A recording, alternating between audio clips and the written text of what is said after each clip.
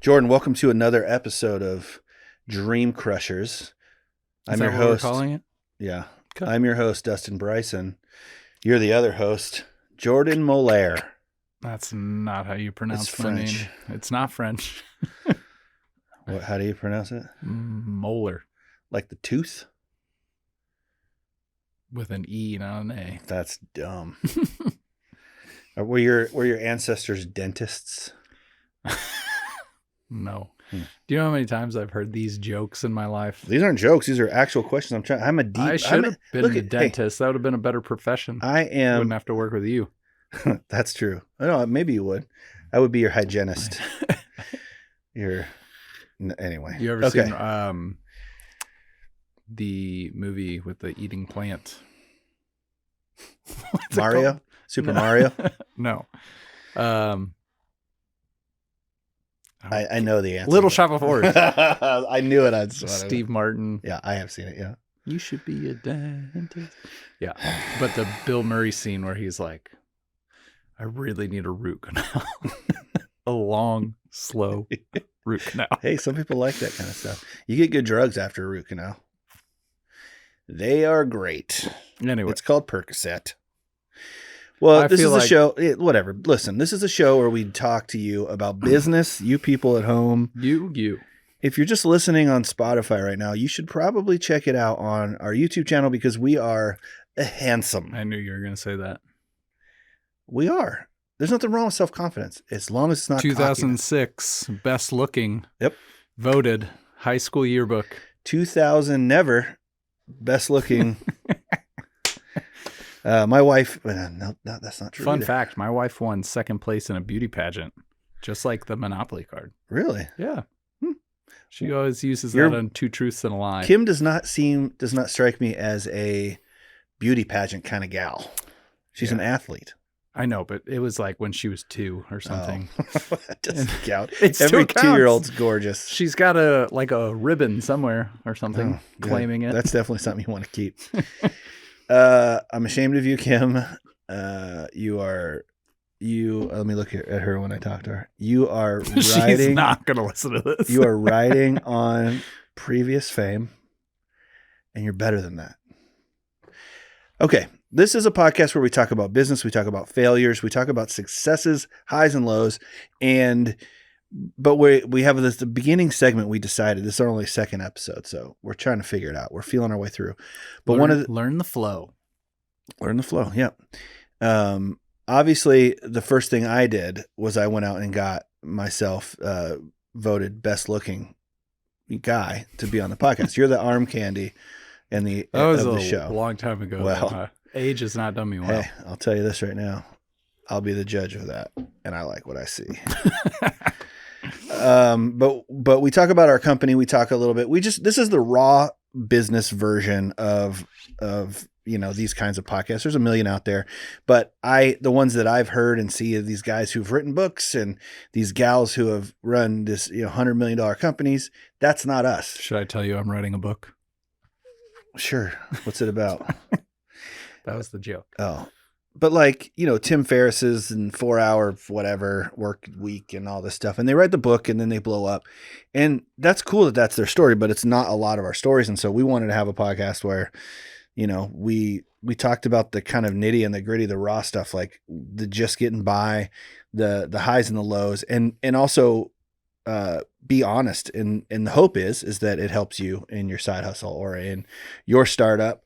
And so, but we start off, we don't call them segments necessarily, but we're starting off with a little history of our company. And I think the last episode, we kind of got through the first building. Probably should have. No, I think we were moving into the first building. Building.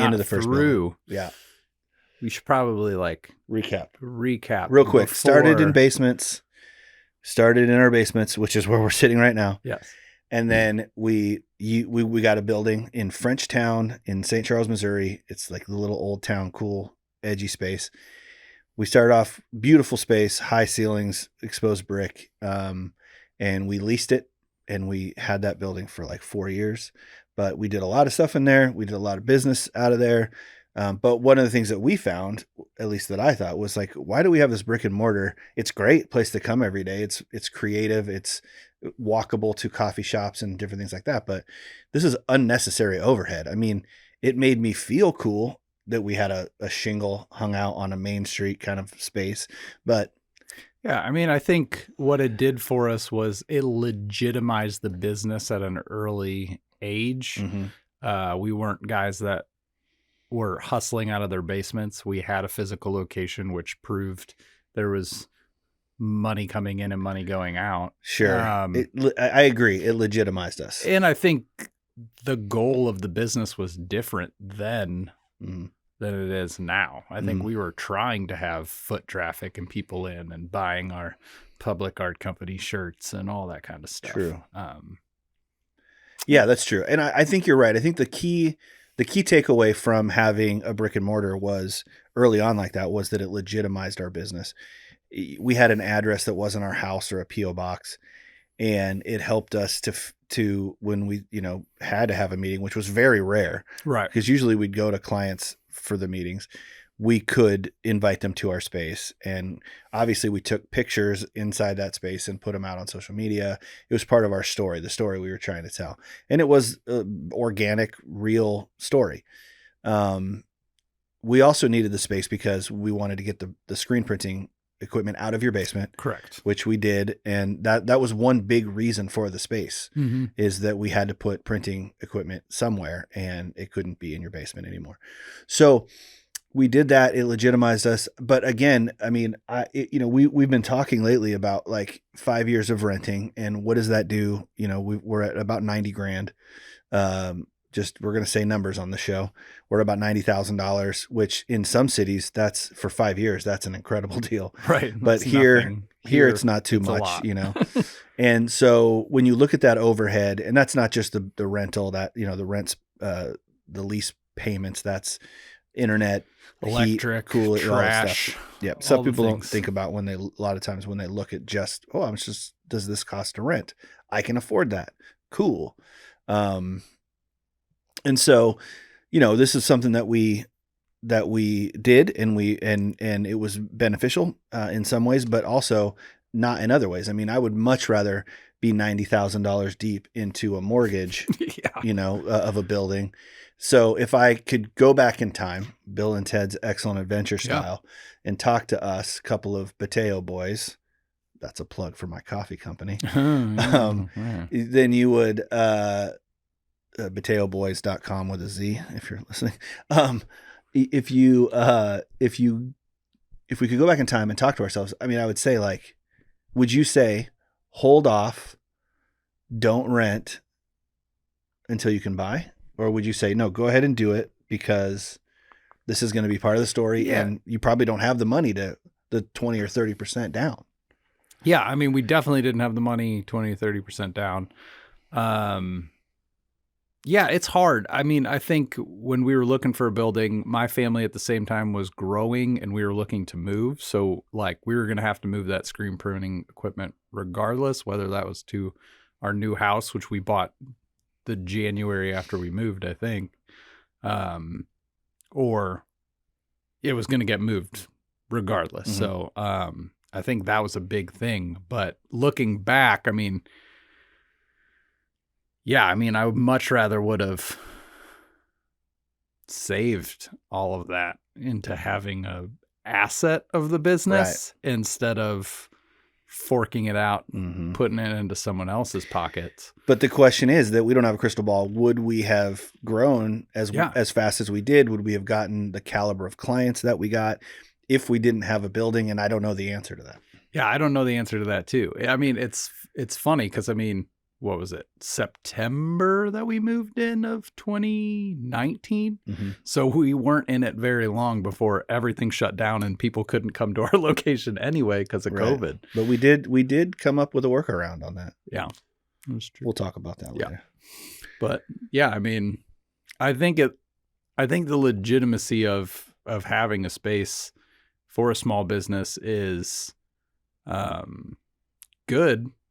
Because I feel like when I print out of my basement, there's a hustle mentality to that. And I can probably get this cheaper since they're not paying overhead for businesses. Sure. Yeah, I don't know. I think that there is I guess if legitimacy is the right word of when you have a building, an illegitimacy of, yep, I'm working out of my basement. But COVID did change a lot of that, where working from home became acceptable. Yeah, for all sorts of different jobs and people.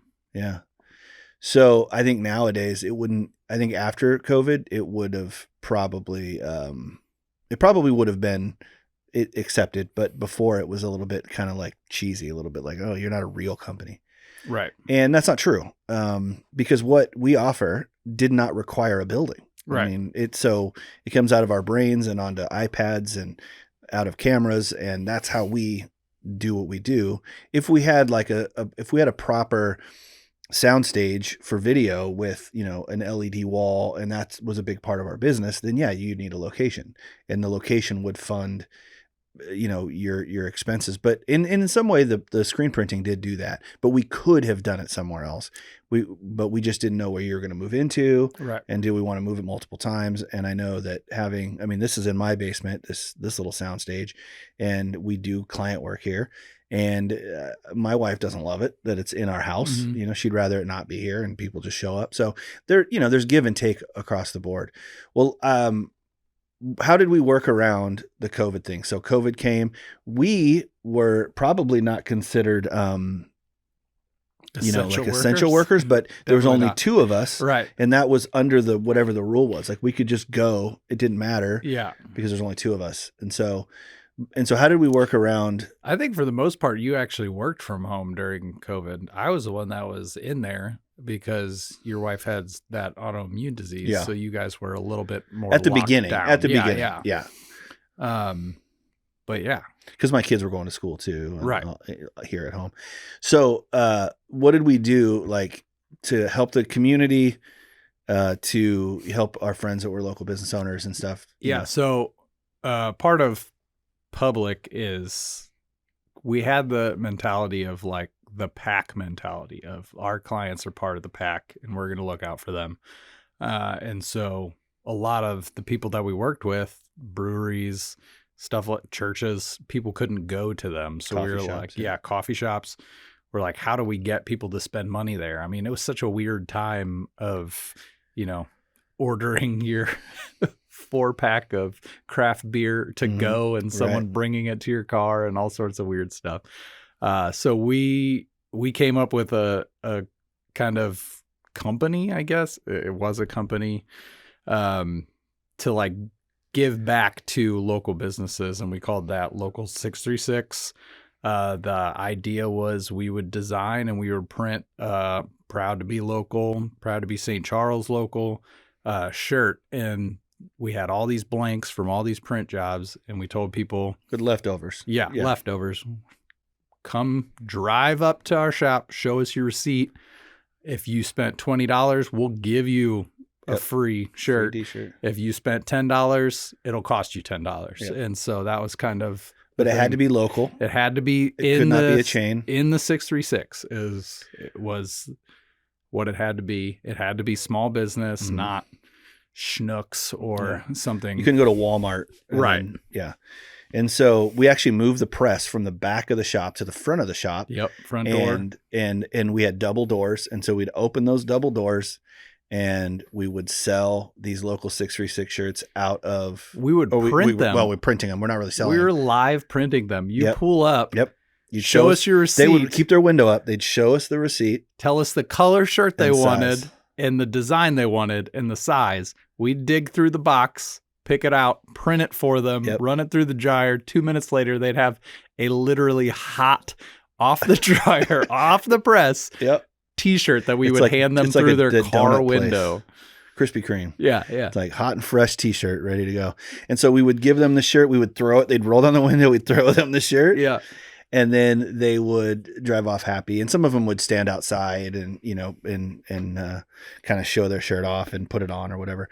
But it was neat. What it was for us was an opportunity for us to try to give back, to figure out okay, we have a bunch of blanks. How do we use those?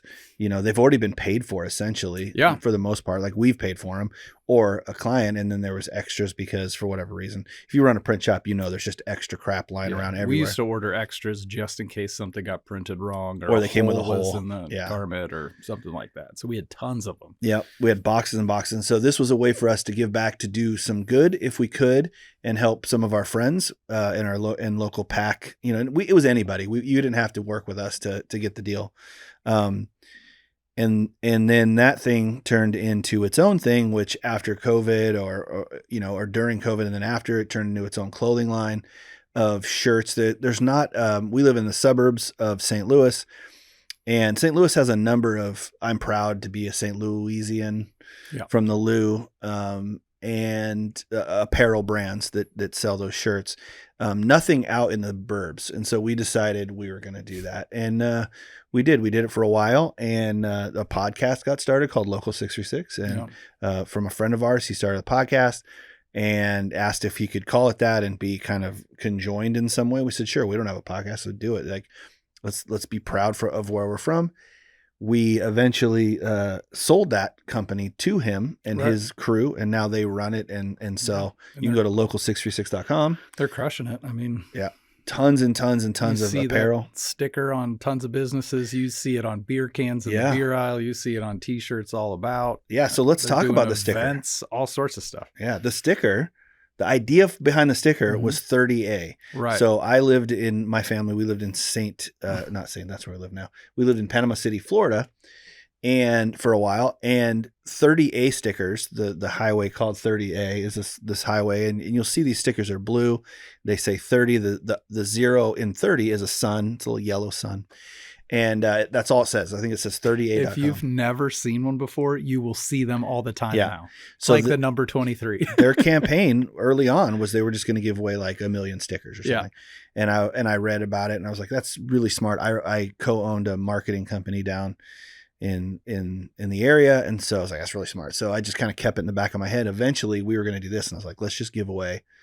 We were never going to give away 1 million stickers. Yeah. I mean, we pay 25 cents a piece for them. That's $250,000 worth of stickers. Right. But you think about it, you go, okay, if I could get a bunch of stickers on cars and get people proud of where they're from, not, we're a suburb of St. Louis. You can be proud of the Cardinals. You can be proud of the Blues, whatever. And you can put those stickers on, but you live here. Like, be proud of being from here. And we challenged people to do that through this concept. And they did it, man. We got shirts in stores, and before we sold it, and we were in some stores and stuff, and that was cool. Then we started doing partnerships with like Course Coffee. Yeah. Collaborations with the local 636 brand. But we gave away a lot of stickers, and then those started to take off, and now they're everywhere. So. Yeah. The stickers were always free. Even when they drove up to get those shirts, we were giving out stickers then. And that was before we changed the logo. And now it's the sticker that you always see. But so many companies started from that mentality of how can I show the same thing over and over again. I mean, I think of Obey, I think of Benny Gold. Like it's a smart marketing thing. When you see something enough, you either want to be a part of it or you want to know what it is, or all sorts. It's going to pique your interest at least, right?